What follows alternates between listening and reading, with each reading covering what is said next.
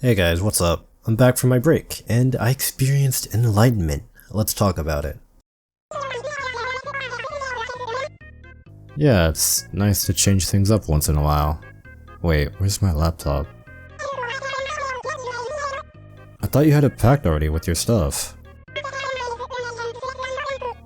It got lost on the plane here? I swear to God I'm gonna bludgeon one of these airline people in a non-threatening manner. I'm not gonna sugarcoat it. I'm way less interested in the gameplay of Arknights than I was before.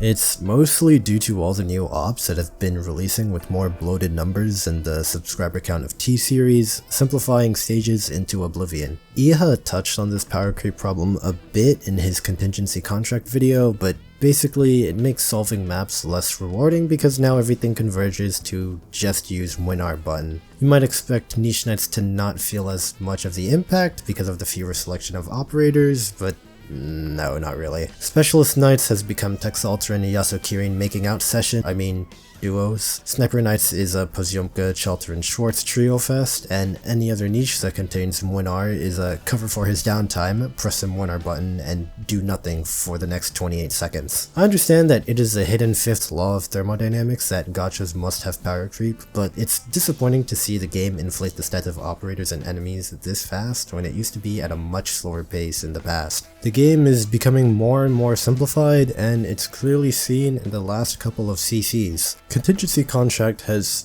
been pretty stagnant, especially for 10, 11, and 12. Other challenge run players might disagree with me on this, but personally speaking, they're not as strategically interesting, not only because of the power creep, but also because the player base has gotten way better at handling the type of challenges CC poses. In the past, it was super hyped to see how CN achieved max risk, but nowadays we all know it's generally one of the following. A buff army of some sort if the tags aren't mega aids, crowd control stall, most likely sleep, usually with the Listcarm SP battery, or finally shifter stall. The player base has explored these ideas to pretty much their maximum potential, and most max risk strategies converge to these strats. It takes a really special map such as CC9 Deepness to bring out a novel and unique strategy. With power creep, it's hard to make a map that blends the mechanics and enemies well while balancing difficulty and having everything turn out just right, and in ashering, fake waves, and base points cases, all of these were on the easy end. When I was going for Vanguard Knight records, I never felt super proud of my clears despite being at the near limits of that class. The only one I was able to have pride in was my CC9 Deepness clear because that one used Vanguard Knight's burst in one of the most unique scenarios possible. Despite being records, my other videos like Vanguard's only H7-4 or H10-1 don't feel as fun to watch for me. I realized that what I love the most about this game is the potential for a creative solution to be optimal, but with all the new broken ops, your main way of handling enemies becomes streamlined into the same specific strategy. I'm probably in the minority of niche knight players that have this kind of mentality, as some of the others just enjoy being optimal for the sake of being optimal, and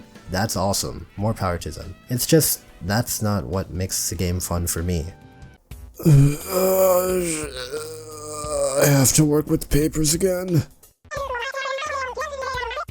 That's a good question. I'm not sure either how I typed on the laptop considering I have no hands. Huh.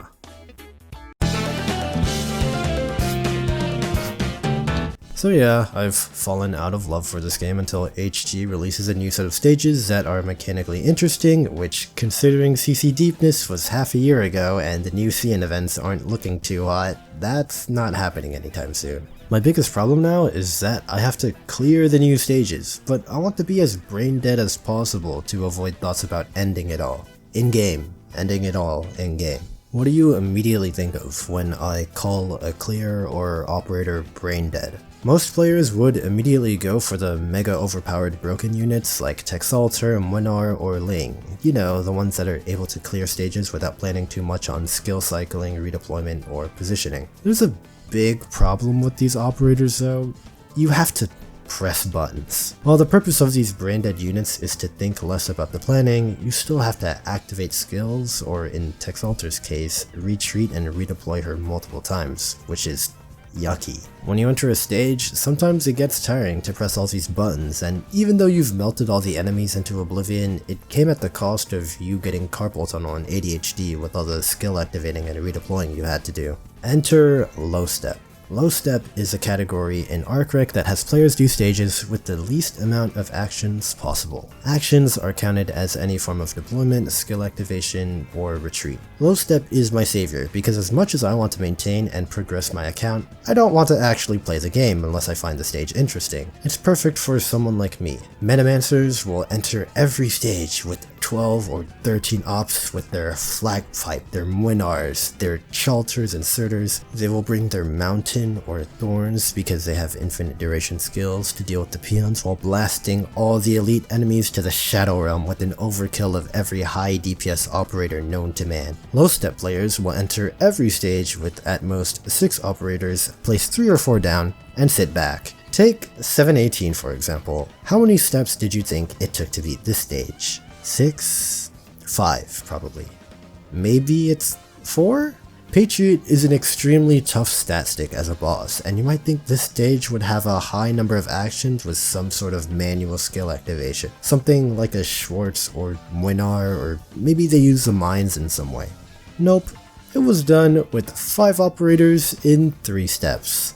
Place Gnosis, Golden Glow, and Mudrock, and you won! Notice how the number of operators doesn't directly correlate to actions because some operators have talents as passives that buff other ops in the squad, such as Nyen here who buffs Mudrock's HP. In fact, the harder AFK clears can be very potential heavy because you might need something like the extra 2% attack Schwartz gives to all snipers when she's in the squad. Of course, my casual low step clears aren't as refined as this one, but they're still pretty satisfying to execute. Here's my IS EX7 clear, sorry Tums, avert your eyes. It's Defender Spam featuring Sculptor S2 in 4 actions. All you gotta do is deploy them in the right order. No flag pipe, no mashing buttons to try to kill the global range sniper guy as fast as possible, no mauling over the invisible assassin that comes out. The best thing about Low Step is that I still get a sense of accomplishment from beating the stage in a somewhat challenging way while not having to induce brain damage over skill cycles or redeployments. While other niche knight categories restrict themselves in only using certain operators, Low Step limits your control over the game itself. It's just enough stimulation to get me feeling like I'm achieving something, but not hard enough to where I need to open OBS and have 100 gigabytes worth of failed attempts. Anyways, that's about it from me. I'm